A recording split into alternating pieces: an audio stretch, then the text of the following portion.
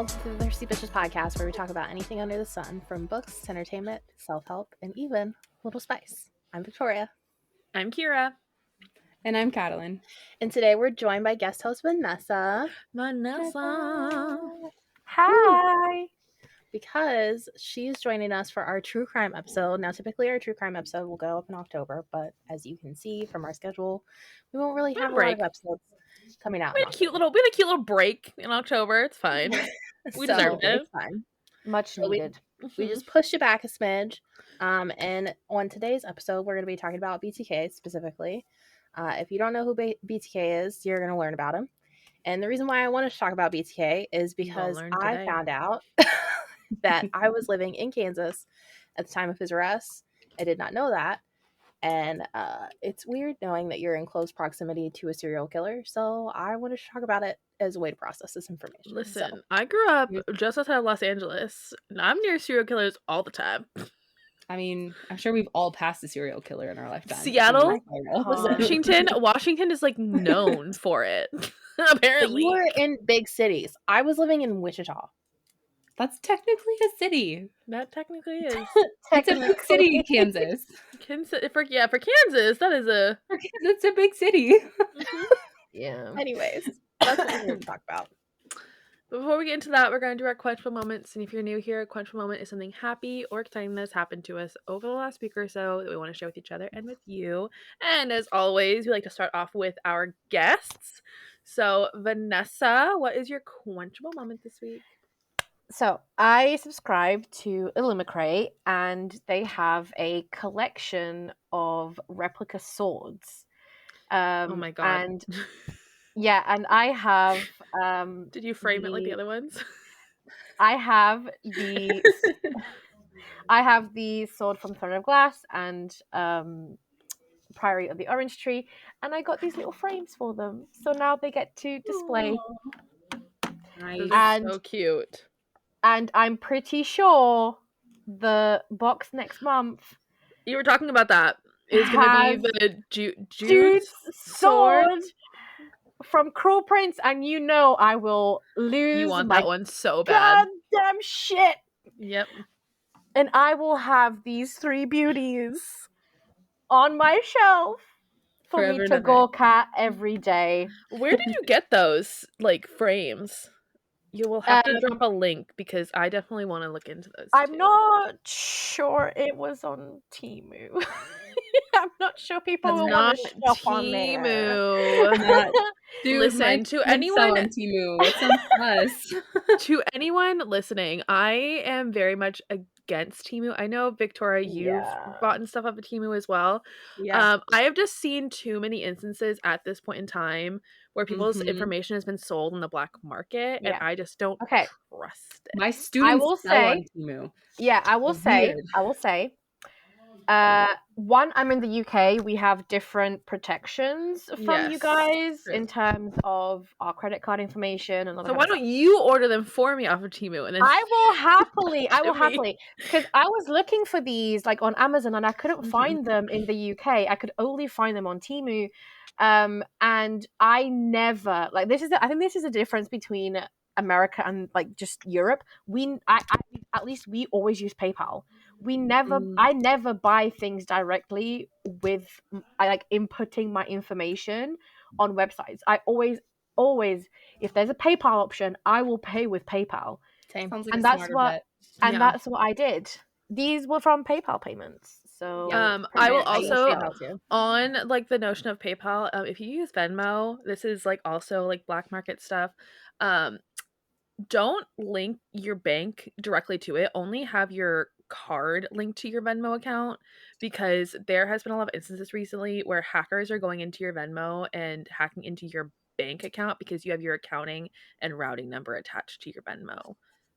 So only keep your whatever card you use. I just recently learned this and I took my bank account off of it. So it's just your card. And everyone's like, well, it takes the 10% off of your whatever on Venmo. And I'm just like, I would rather it take that 10% when I move the money over than have for something to happen and someone hack into my bank account. I don't have anything in my bank account for anyone to take any money, but better safe than sorry. Better safe than sorry. Listen, Yeah. your girl is still like your girl has not gotten a first paycheck yet from this new job. So we are very broke. But I would rather no one get into my bank account if I could help it. So Yeah.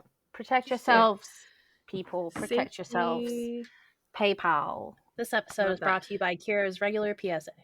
Listen, Connor, my little brother just started college, and we're very proud of him. And he's going to school for cybersecurity, and I have been learning a lot through him as well in terms of cybersecurity. The web is dangerous, everyone. It's very dangerous. Oh, yeah. Anyways, back to our quenchable moments. Vanessa, I love those. I might be hooking up with you to maybe get me some. Just tell me how many you Yeah, want, bestie. I'll let you know. I will send them your way. I will Because let you know. I need to order more for Jude's sword anyways. So All right. We'll talk. Yeah. We'll talk. We'll talk. We're gonna stick with the V's and go Victoria. What was your quenchable moment this week? This. A cup. Oh, she got another cup. Did you see it? It's just never I get ending. It's just people. They get mad at me for buying all new your cups. Okay, but here's My the mom difference. my mom apparently went to go try and buy that for me because remember I was telling you that I wanted it Yeah. and she wasn't doing it. She was waiting for her first paycheck, and when she got her first paycheck, they were all sold out, and so we're very Yeah, they upset. sold out within a couple of hours. Yeah. I'm lucky I got one. So this is the special edition Trek cup from Simple Modern that has the little ghosties on it. I originally wanted the bat one, but the bat one sold out like immediately. So Yeah. I got the ghosty one. It's very cute. I love it a lot. And the whole cup discussion, here's the thing. I have a couple of cups. You have hundreds. I do not have hundreds. That is a very Couple. over exaggeration. Okay, You you have- have 100. I don't have enough room for 100. You try. You have an exorbitant amount of cups. You have far more than I have. So the whole Listen. everybody gets mad at me because I have so many. It's because you do have a lot of cups. And the geese agree with me. Hello, geese. Did you guys hear that? we did. Wow. There's a lot of geese flying by. They like The to hang out. the geese are agreeing. The geese The like to geese hang out agree right with here. me. I don't know. They were saying that you need to come out with them because you're being a silly goose. Anyways, No. I got a new Trek cup It's cute. very I'm cute. very jealous. It's I cute. want and I'm very it. happy with it. So Very anyways. cute. Very cute. Katalyn, what was your quenchable moment Yes. this week? My quenchable Yes. moment is that I succumbed to TikTok shop. No. I did. I It's did. dangerous. It is. I only got 3 things though. I got. Oh my God. this Only 3? glass. Yeah, Which Look is at- cute. We love that. You used Yeah. that at work recently, That didn't is you? super cute. I did. I got sword earrings. I don't know if Which you can see them. I think you should wear them Sword to work. earrings are I the think you should best. wear them to Yeah. work. I think Yep, you should wear that's- them to work. I'm I going agree. to. And then I got this sweatshirt that I'm gonna wear tonight to the hockey game. Woo. Cute. Nice. Anyways, that's it. I love sword earrings. Yeah. Yes. I don't Katalyn. know. But anyways- Pierced. It was only 3 things, so that's not bad. I haven't bought anything else from I'm TikTok sorry, shop. but that's how it begins. I'm bought over anything here. else? I'm over here being like, I can't even afford to buy eggs right now. I mean, should I have bought this stuff? Absolutely not. There's a whole slew of things I have bought that I shouldn't have bought. But I went to Barnes & Noble yesterday. Like, should I? No. I It's fine. wish.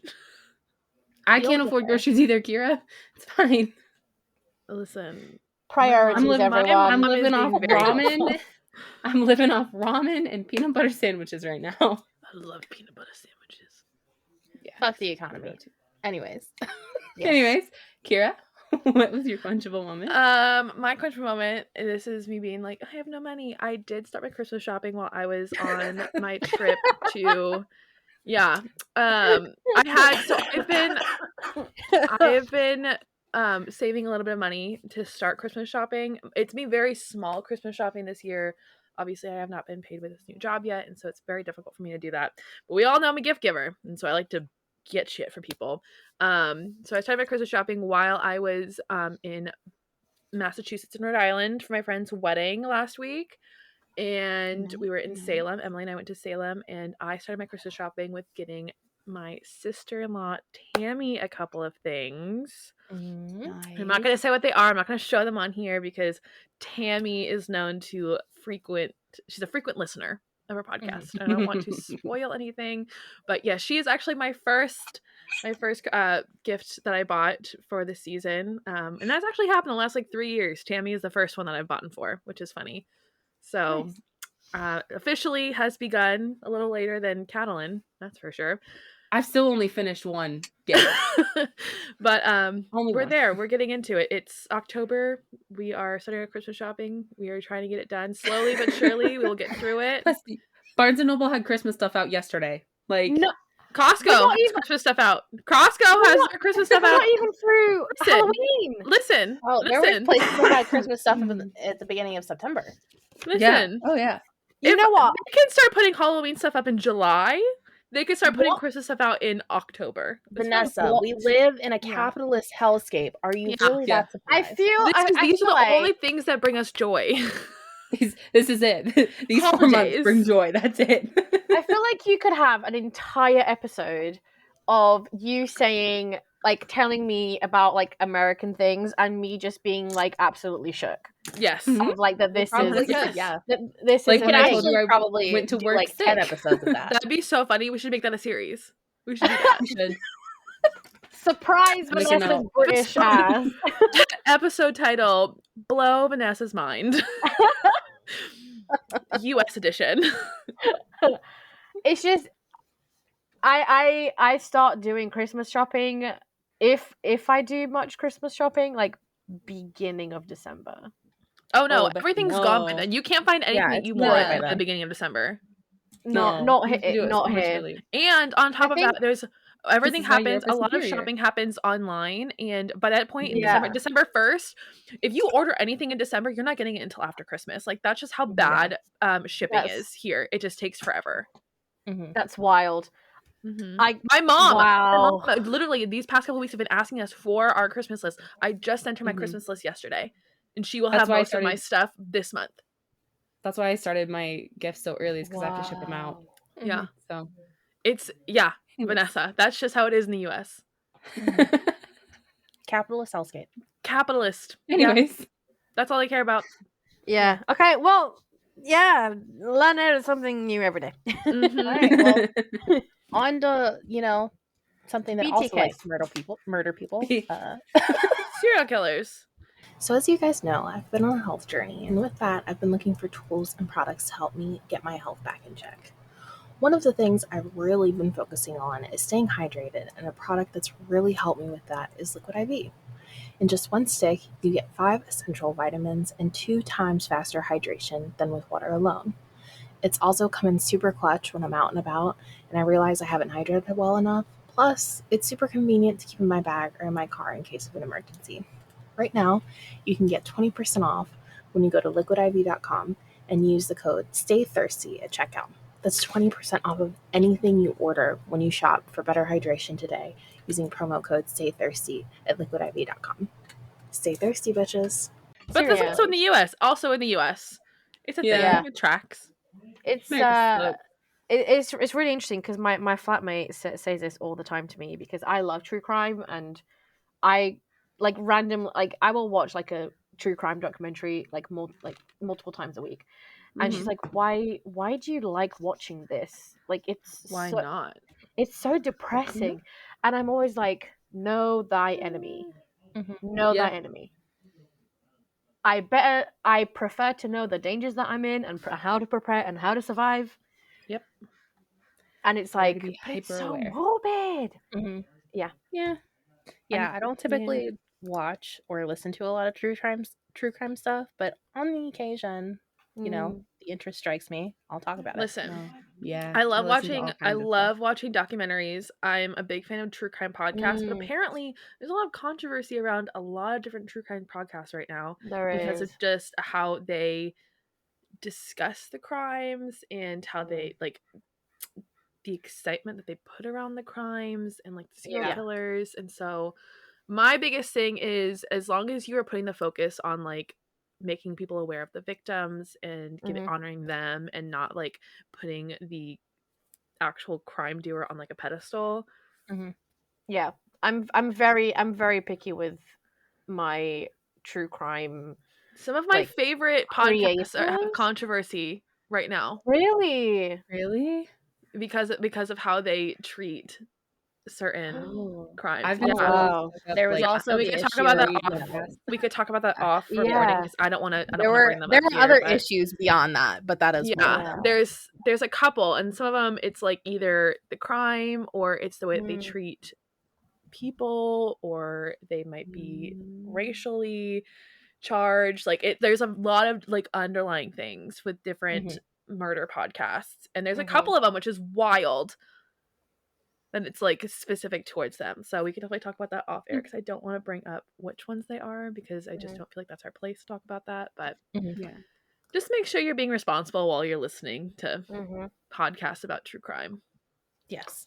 So this one, it's not going to be a ton of new information. There have been a couple of things that have come out in the last like couple of months regarding potential victims of BTK. I actually won't be touching a lot on the victims just because I don't want to have him and them in the same space. And I don't want to dredge it up for the families. Not that they'd ever listen to this, but You never know. But you know, you have to. You never know. We could. The world is small. The world is small. But anyways, Smaller than you like to think. So this is mostly just going to be informational and not too in depth about the actual killings themselves, just because I don't think it's appropriate to talk about that. No. So the BTK killer, his actual name is Dennis Rader. He was arrested in 2005 for the murder of 10 people between the ages of 9 and 62 from 1974 to 1991. Let me just say, what a range of age, which is so odd when you look at the history of serial killers. Like, that is such, like no wonder it took them so long to figure out who it was. That was part of the biggest reason why they had such a huge issue figuring out what was going on and who the killer was, because there was no set MO as far as victims go. There wasn't like a type. Wasn't. I watch Criminal Minds. Anything I watch Criminal Minds religiously in particular that indicated what to do. I'm an unsub. I'm like, the unsub does not match. Yeah. So the craziest thing with BTK is that BTK was a pretty average guy. He was in the military. He was married with kids. He actually worked for a couple of different companies, and he actually worked for a security firm, ADT, at the time of the murders occurring. And at one point, he actually worked for the local government, which I did not know until I was talking to my mom about this. My mom is a criminal history major, so she was a great resource for all of this. But the crazy thing is, specifically with his last job that he had working for the local government, they ended up letting him go because he had back-to-back no call, no shows because he had been arrested. And that's how they found out. Wow. So that's how he lost his last job. Oh. But during the 17-year crime spree, he would actually communicate with police via the local newspaper, the Wichita Eagle. And at one point, he even used local news station, Cake TV, which, if you're from that area, you know very well what both of those are. And he would, in particular, communicate with Cake TV when he felt like he wasn't getting recognition for his crimes, which is absolutely disgusting. And he would also pitch potential serial killer names, including coming up with the BTK Strangler, which it just ended up being shortened to BTK. Okay. And he also pitched the Wichita Hangman and the Asphyxiator. You know it's bad when they try to name themselves. Yes. I was just thinking the same thing. Yeah. It's like, if he wants to see like his name, like his serial killer name, like in the newspaper, be like, no, I don't like that one. Actually, let's try a different one. Yeah. Like you don't give into that. At that point, people could really see like how deeply psychologically damaged he was. Because he was invested. Yeah, he was very clearly invested in developing some kind of celebrity on this, which again, morally reprehensible. Mm-hmm. And of course, the BTK stuck because during a previous note, he had said that he would send them he would signal that it was him with code words saying find them, torture, kill them, because at some point somebody had been arrested for his first crime, which was the killing of a family of 4, which is where those younger victims came in. And they had arrested, I think, 3 people, and they admitted to the crimes, and that's when he started being like, no, this was me. I want the recognition. I just have to say, like, from the shows that I've watched and like the actual stuff that I've studied in school, because I also was an anthropology minor, like I took forensic anthropology like Vanessa. The psychological part of this is so interesting. Like the fact that he was so invested in the newspapers and helping out the police and like the way that he wanted the police to know certain things. It's like psychologically there is a part of him that wanted to be caught, that wanted to be stopped. Yeah. Like because he knew what he was doing was wrong. And you But could he see in the way that he was interacting with the media and the police that he wanted them to find out it was him. Yeah. And the psychology behind true crime and serial killers is one of the things that I find most interesting. And it is something that we went into when I was doing forensic anthropology. And I think Mindhunter does this really well, where because it's set in the 70s, like the 60s, the 70s, the 80s was such a hotbed for serial killers, that, and I feel like BTK was like instrumental in them establishing this profile, and Mindhunter does it so well, where it's like actually going through the story of like what it was to develop these profiles, and that's the thing that I find really interesting, is like studying it and like why people are this way. I took a whole criminal profiling class in college. And I think the reason it happened, this is my own personal opinion, the reason it was the 60s, 70s, and 80s were such a hot spot for serial killers is because, one, people have been killing for centuries. Like this is serial killers are not new. No, they're not new. They're not new at all. But I think the reason that this time period specifically we saw so many is because this was the rise in technology. We had a lot more like TVs were coming out, newscasters were coming out, a lot more radio stations. Yeah. The computer was being developed. Like technology to understand and catch serial killers a lot quicker was happening at the same time. So we look at this time period and we're like, oh my God, like why were there so many serial killers here? It was because, one, serial killers were not ready for the technology advancing the way it did. So they were all still doing what they were doing because they think that they could get away with it like they were in the past.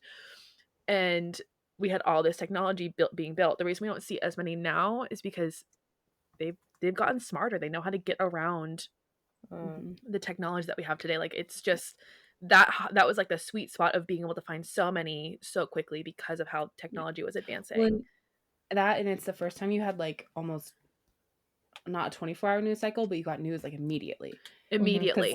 Slight tangent, that's why Vietnam is considered a like bad war. That's the whole thing. But because you had real footage, live footage of what like was happening. Immediate. And you know, obviously it's just gotten more and more immediate. I mean, we have TikTok now, so it's like But yeah, they've definitely adjusted to the times, which is scary. But I think also investigators have adjusted as well, and having case studies like instances with BTK and realizing like, okay, it's not always cookie cutter the same thing for every person. They there's no one way to find for them. whatever their reason is. But yeah, so the interesting thing is they did actually develop a task force. The Wichita Police Department did develop a task force, which was given the name Ghostbusters because Ghostbusters had come out pretty recently, and it was headed up by Officer Ken Landwehr, who I think is retired. Not 100% sure. But they couldn't find him, and then the killings actually dropped off in 1991. And they had assumed that he'd either died or that he'd just given up. And then things ended up staying pretty quiet until the early 2000s. In 2004, Wichita Eagle ran a 30th anniversary article of his first killing and how BCK's faded from memory. Obviously, he did not like that. was not cool with that. So he ended up sending communication back to the news outlets to taunt police and the press. And they would include letters.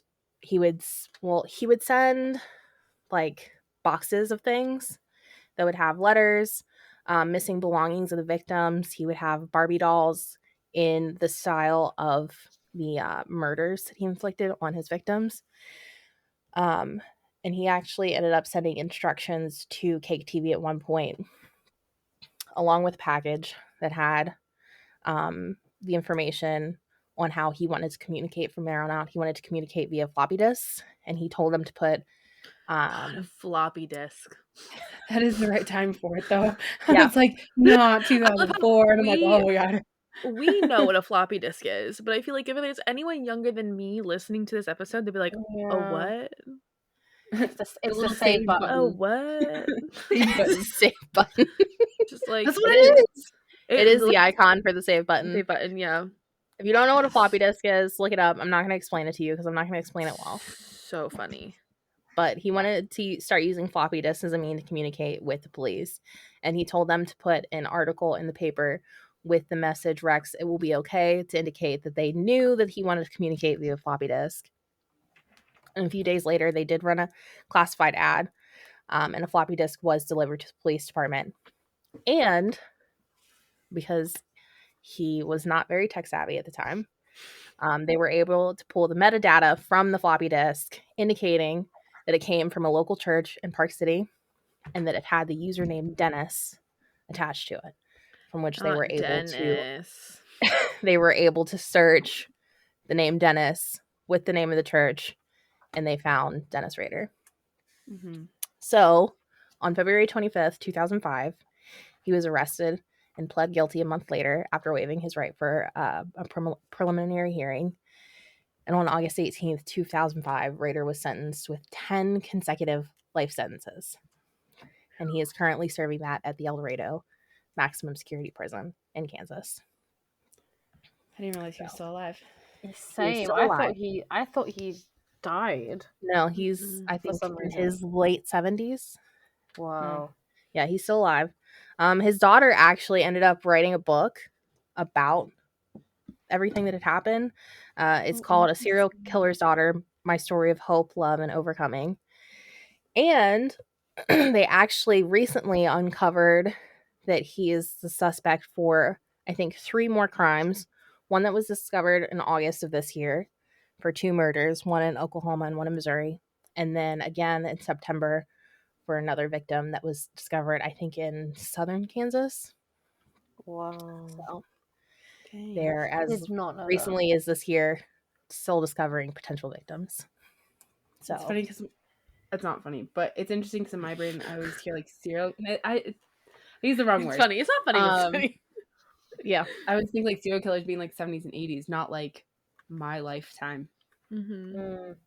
I always forget BTK was like it's fairly recent as far as serial killers go. Yeah. And that was part of the reason why I wanted to talk about it, because you know, my mom and I were driving somewhere one day. I don't know how we got onto the topic, but she was like, yeah, he was arrested when we were living there. And I was like, that's fucking gross. So I was like, so that day that I was in court for my mini pig, the prisoners that were on the screen that were coming in from the maximum security prison, he was there. Wild. What? You were in the same building as BTK? No, I wasn't in the same building. It was through video conference, so I wasn't like, because the prisoners in the maximum security prison are not allowed to leave the prison unless they're being transferred down. Yeah. But whenever they call in for the court, they have to do it via video conference. So while I was not in the same room as him, he was wild virtually. All thanks to a mini pig. Yeah. If you guys ever want to hear that story, let me know. I'll be happy to share it. Not on this episode. That's not appropriate. But no, not here. No. Time to play. That is a very brief, quick overview of BTK. If any of you want to know more about the victims themselves, I highly recommend looking at articles dedicated to them rather than to him. just because the articles that are dedicated to him don't talk much about the victims. Yeah. So, but yeah, that's how he got arrested. He got bowled, sent in a floppy disk, and they figured out what church it came from and then connected it to him. And then he got arrested because he got mad that they weren't giving him recognition anymore. Listen, men are dumb. Digital footprint. Men are dumb, and I don't respect them. Men are dumb, and I don't respect. Listen, okay, this is the most interesting thing as a historian. A couple of my friends during undergrad, they actually did. I think 2 of my friends did their capstone, their undergrad thesis, on female serial killers. And it's so hard to come across information on that because women just aren't talked about enough in that realm. And it is argued that women actually, like, the amount of women serial killers equals like the same amount of male serial killers. Women are just not found out because men are so, like, their emotions are in it, they're hardcore, they're more messy, they just leave like messy crime scenes, like they're dumb. Women, we are so smart about this. It will be forever before we're caught, if we are caught at all. Because we are just like, we're like, okay, well, we want to do this, but we have to be smart. Like the Aqua Tofana, like centuries ago. Aqua Tofana. I know, Vanessa. Aqua Tofana. Why are we whispering it? It's kind of weird. Bailey Sarian. Bailey Sarian. Yeah. She did an episode on the Aqua Tofana killers, so like, which was a poison. And that's like that's notably women's number one choice of murders through poison. Usually harder to trace. One of my favorite female murderers to talk about is Jolly Jane Toppin. She is known in Boston for her murders. This was actually a really big thing. Like, a lot of doctors and nurses did this, you know, back in the 19th and early 20th century.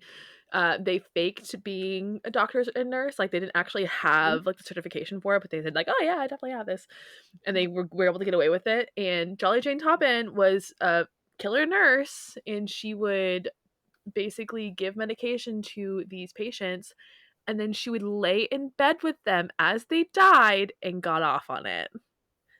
Like, women are fucking wild. Like, but it was sexual for women too. Like, people don't realize that. Yeah. I think the important thing to recognize the difference between male serial killers and female serial killers is, for the male serial killers, a lot of it is about ego. Yes. And women, it's just you piss them off enough and they'll pull some shit. Yeah. Yep. I mean, not always. But I think it's also partly people. There's a stereotype of women, and people don't think a woman is capable. They don't want to believe it, and that's they don't want to believe it, and it's a really tricky one. It's that thing of the Black Widow narrative is just so interesting because we're just like, oh, it's a woman who like keeps killing her husbands, but there's really not a lot of women in history who have been like charged with that. But I would argue that there's a lot of women who have done that, like who have done that. Yeah, 100%. Oh, 100%. Stereotype that's the only type of woman serial killer, essentially. Yeah, be a Black Widow. Yeah, I mean, the one in the UK at the moment. Yeah, you were just telling us about that. Yeah, it was. For those who don't know, I live in the UK, and we just had. We don't have many serial killers here, but when we do, they are absolutely awful. And we just had the case of Lucy Letby, who was a nurse in the NICU, and was charged with killing 7 preemies. And attempted of 3 more, I believe.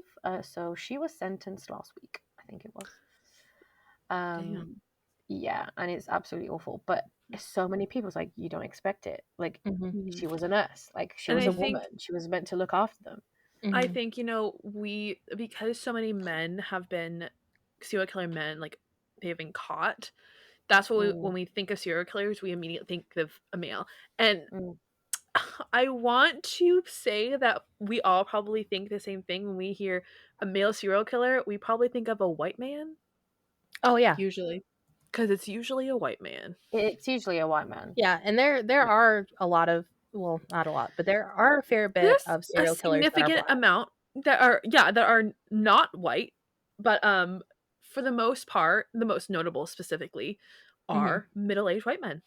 Yeah, well, they're also the ones that are caught the most, because that's the Yeah. other thing too, is people of White men color think they can get away with shit. like Yeah. female serial killers tend to cover themselves better because they know the system that we live in, the world that we live in, so they use that to their advantage. Yeah. Do you think it's like I mean, I don't know how to describe this. Like I feel like with male serial killers, so much of it is violence towards other people because of slights done to them, or like for even no reason at all. It's just like I have this power, I want to control other people. And with female serial killers, I feel like it's it's not necessarily for just like for the sake of it. It's like there's always a personal side to it rather than I'm just gonna assert my power Dominance. Yeah. and my dominance over Well, I think other that people. there could be a study done for angels of death. I would imagine a lot of them are women, because typically the MO with an angel of death is I'm saving someone from suffering. So that's who Jolly Jane Topham was. Yeah. Very I notable. don't think in Lucy Letby's case she was an angel of death, mhm, because there was something about that she did it for attention mhm, for a male doctor that she liked at the mhm. hospital. Yeah. Gross. But then there Yeah. are the instances where like it very much so is like very heavily Mm. emotionally driven. Like if you look at cases like Lizzie Borden. Yeah. Yeah. Oh wow, forgot about that So one. Yeah. But did Lizzie Borden actually do it? That's a yeah, whole there's other also thing. that question. Did she Exactly. actually do it? Yeah. Because she was acquitted technically. But She anyways. was. But I'll also say, like, when it comes to these serial killers, there are cases, and it's so sad. They just have been treated so poorly since they were kids that they don't know any other sort of affection. And so they give unto others what was done unto them. And I think it's like so sad. And all I can think about in those cases is just like this little kid just like being treated so poorly that it led to something like this. Yeah. Like my I heart mean, breaks for that not child. always. Not all of them. They're Like Not always. I'm just saying, in Yeah. the cases where we do find that out, it's just like my heart breaks for that child. Yeah. The adult, they fucked up, but the child, like, Yeah. And then you have so cases sad. like this one where they're just fucking gross people. Yeah. Yes, horrible, horrible human beings. Like, I just like it blows my mind that there's people out there who are like that, who think like that, who do things like that. Like, it's hard to comprehend. My psyche could never. Yeah. But oh my god, like I fucking cried at a video the other day seeing a dog get rescued. Like I could never. Yeah. Emily and I were watching The Golden Bachelor, which just started. It's the new series for the Bachelor Nation. Golden Bachelor. The guy, he lost his wife a couple years ago. He was talking about how he lost his wife after 42 years of marriage. We were crying. Like I could never. It's so sad. Yeah. I think the silver lining of all this is that every time a serial killer gets caught or becomes known to the authorities, is that we learn more and more and more about the psychology, about the science, about the patterns,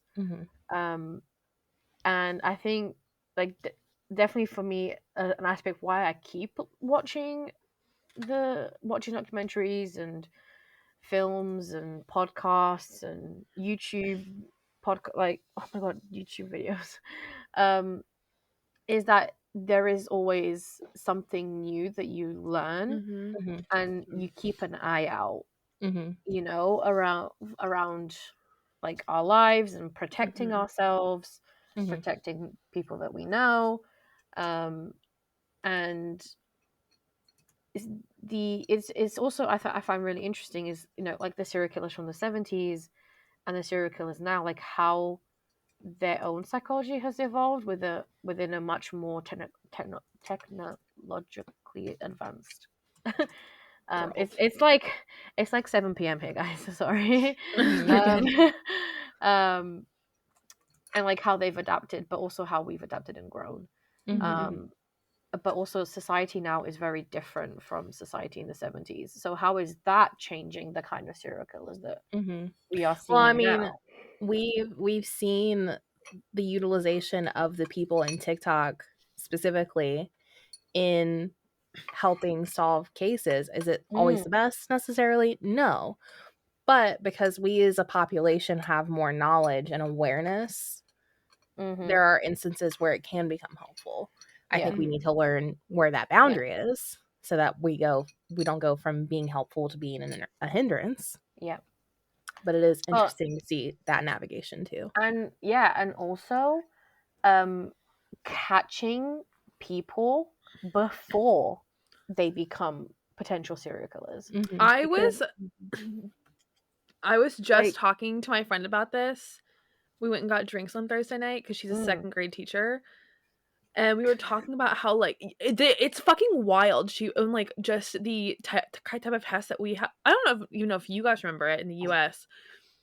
The test we had to go through as, like, kids to, like, learn if we have ADHD or if we are on the spectrum for autism, or, our hearing tests or our eyesight tests, or if we have reading comprehension issues. Like, all those tests that we had to go through as kids, there are tests that they have to do for the kids now to see, like, where they are psychologically. And she's like, I definitely have a kid in my class who would be considered a psychopath. Like, we have to keep such a close eye on them, and they catch that so young now to see if they're going to need to be put on medication or if they need to be watched their whole lives, because, like, you just don't know, like, where that could lead.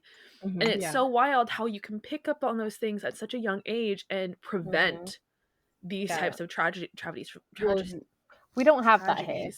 We need that kind of stuff. That kind of stuff stays, like, in their, like, records and stuff, because, like, we use Infinite Campus at our school, and, like, I can look back at the kids' elementary school records and stuff. Yeah. So, like, it'll stay with them, which is good. That's terrifying. I don't remember any of those kinds of tests happening when I was a kid. I remember the eye tests and the ear tests, but I remember all of them. Because they weren't testing girls for stuff like ADHD and autism, like, we just didn't do that whole here. other situation. I remember all of the tests I took, but I also grew up in Southern California, where a lot of the serial killers from the 70s and 80s were residing. So the tests are very much more in depth in California for us. Just so they can kind of pick up on that a little quicker. It's a very big thing on the West Coast. Washington, Oregon, and California are well known for their serial killers from that time period. So they're very intense. I'd hate to be in California in the 70s. And hitchhiking was huge in the 70s, and that's how a lot of people died, because they just got picked up. Here too.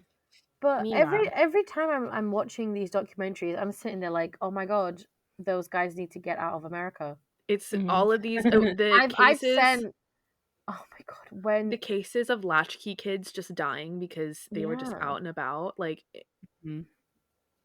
it's insane. I remember watching the Netflix documentary about the Texas killing fields. And I just remember snapping Gabby and Summer and being like, can you get the fuck out of that state, please? Meanwhile, I have Mothman. You have Mothman, but you have the cannibals. I don't even know what I have. Yeah. You had the cannibals. No, the cannibals are kind of everywhere. Don't say that. You will never see me in America. I'll keep you away from the parks. Yeah, you just stay in groups. Don't go off on your own to dark places. I feel like that's every time I watch a If you go camping, stay in the campground at night. Yeah. If you are leaving the campground, make sure the sun is out and that you are in a group. Yeah. Easy. I think being in a group is just a prerequisite. Just anytime you go out. Being in a group is a prerequisite if you are a woman. Yeah, basically. And that's don't go into the basement. And that's don't go into the basement. Don't run up the stairs if there's someone in your house. Like, run out a door. Yeah. This is wild to me. Yeah. But yeah, that's the life and times of BTK as we know them. I wouldn't be surprised if more and more potential victims come out, because I personally don't believe that the killing stopped during that 10 or so gap of time, 10 years of gap. There's no way. I think he was just checking his ego and not staying in contact with the police. Yeah. Just because there were interviews that were done with him where he was very adamant that like he was possessed by a demon, and that's just why he was the way he was, and he had to feed his demon, and that just wouldn't stop for 10 years, in my opinion. Yeah. So I wouldn't be surprised. It's so horrible that there's more victims, but in a way, I think the closure for the families is so... It must be such a relief to finally know what happened to your loved one. Well, I mean, there with the Gabby Patis situation that happened with her murder, that happened. Petito, yeah, that one happened not last year, but the year, like late 21. What, right? It wasn't 2022. Or was it 2022? It's been a while. I think it was 2022 or like early 2020. Like it's been almost 2 years, I want to say, since that situation happened. Yeah. But the area that her body was left, they've uncovered like I think 3 to 5 like murders in that area, which is wild. Yeah, is that the one where her body... Sorry, I have so many. That's the one where she was in like the forest, right? No, so she was traveling cross country with her boyfriend in a van, and he showed up somewhere without her. Yeah. Okay, I remember. Yes, and like searching for him, they uncovered loads of different bodies in the area, right? I think they were searching for him, and then I think didn't he commit suicide? That's what they say. Like in a wooded area, right? Yeah, down near where they're from. But they've been finding a lot of women's bodies around where Gabby's body was found. Oh, I thought it was where his body was found. Yeah. Wow. Because where she was found, it's a very secluded area. Yeah. Bodies are found left and right all the time. Like I just saw a video the other day of this woman was like, my husband was digging in the backyard to put this thing in, he found bones, and I was like, yeah. So that's why, just so you guys know, when like they're making like building new buildings anywhere, they have to have an anthropologist or archaeologist on site at all times, because if they uncover anything, they have to stop the entire everything. They have to stop everything. It could be a dog bone, and they have to stop it because they don't know it's a dog bone. They have to do the testing on it. So it's like it's so wild. And it's also the risk of like, is this an old grave site? Like, is this actually like a legal space where people were buried, or is this murder? Yeah. So then you have to go find land records and all that fun stuff. Yeah. So my course was archaeology with forensic anthropology for the first like 2 years, and by the end, the teacher was basically like, there's not enough murders in the UK for forensic anthropologists. So she was like, if you've either moved to the US or there's not really a career for you here. So I stopped forensic anthropology, and I didn't. We have the University of the University of Tennessee has an entire program just where they learn about the decomposition of bodies, and they use pigs. It's the pig farm. Yeah. And or body farm. Yeah, the body farm. Yeah, we learned about it. Because the climate there is just perfect enough that they can try out different deserts, moisture, shade, clothes, not shaded, clothes, swamp weather. Like they're able to do a lot in Tennessee in terms of seeing how bodies, because it's Hannah and I have the exact same expression. Yeah, it's so interesting. It's so interesting. It's fascinating. I'm just never going to Tennessee. You're like, okay, if you ever want to like get rid of a body, don't throw it in a swamp, because that's a great way to like keep the body intact. Yeah. So I've said to you many times, never put it in a bog. Nope. Don't put it in a bog. But you have to look at history, people. Anyways. Yeah. But in the course, they actually say like the most, because the UK has lots of like historical sites. So the most common area that an archaeologist will be employed is commercial archaeologist. Archaeology, because every time they build something, like especially in London, you always have to have an archaeologist, because you might be digging and be like, oh, Roman wall, or the Roman Greek Empire. Yeah, like you're stumbling like on Roman ruins, and there was quite famously a case. They were building a new line, I think, of the underground train, and they found the road. No, not a road. They found a medieval like plague pit, and they had to get all but they had to be like, is this modern bones? Is this like old bones? Yeah. And Kira, you look a little too excited. And Kira, it's like, I'll tell you all about Fishbourne Palace when I went there. Yeah. Oh my god. And at the end, I was like, I can't do this. So I went another way with my career. It's so interesting. But yeah, my interest remains. So, but listen, I'm just gonna say this about that. The UK can't say shit, because they were digging up mummies and eating them. That's very true.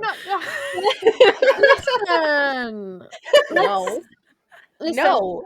The Victorians were stupid. The Victorians, absolutely disgusting. It is Victorians disgusting. were smart and dumb, but they ate mummies. So like the Victorians. If you know that, food for thought. In Victorian England, they ate mummies. Like the high class people ate mummies. That's why there's really not a lot of mummies left. It's because Victorian Britons ate them. Right. Well, on that note, they ate Tutankhamun. If you guys have any other tidbits about BTK, please feel free to share that if you'd like. If there are any other true crime stories that you guys would like us to go over for our once-a-year episode, or we could maybe do more. Who knows? Let us know. Maybe we'll do a British serial killer next. That would be fun. But yeah, just hit us up in our Discord server, or you can always message us on Instagram, TikTok, email us at tvp.staythirsty@gmail.com, or you can comment on any platform that we have episodes on. Whatever, you can reach us. We make it really easy, I promise. Talk but to for us. for now, Kira, will you take us out with an affirmation? I will. So today's affirmation is, I'm starting each day of the fall season with a strong sense of gratitude. I am trying. Just so you know, Katalyn, in our last episode we just recorded that you weren't on, I did just for you. Aww. You did. Well, thank you, Vanessa, for joining us. It was lovely to have you. And thank you, everyone else, for joining us as well. Make sure to tune in on Tasty Tuesdays and Thirsty Thursdays for all new episodes. And be sure to subscribe and follow our socials listed in the description. Make sure you like, rate, and leave a review for the podcast to help boost us across platforms. Have a lovely day. And remember, stay thirsty, bitches.